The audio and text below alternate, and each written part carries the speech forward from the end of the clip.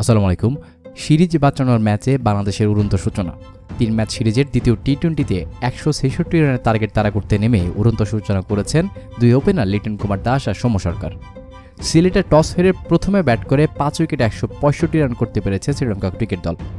ইনিংসের শুরুতে কিন্তু ১ রানে ১ উইকেট হারানোর পর দ্বিতীয় উইকেটে ৪২ বলে ৬৭ রানের জুটি করেছিল কুশল ম্যান্ডিস আর কামিন্দু ম্যান্ডিস। শেষ দিকে অ্যাঞ্জেলো ম্যাথিউস এবং দাসুন সানাকা ৩১ বলে ৫৭ রানের জুটি করার পরই ১৬৫ রান তুলতে সমর্থ হয়েছিল শ্রীলঙ্কা ক্রিকেট দল।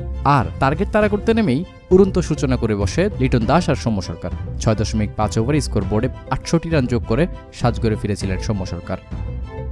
শেষ পর্যন্ত নাজমুল তাওহিদ, মাহমুদুল্লাহদের কল্যাণে খুব সহজে ম্যাচটি বের করতে পেরেছে এবার বাংলাদেশ ক্রিকেট দল। আর এর মাধ্যমেই ১-১ সমতায় ফিরেছে সিরিজ।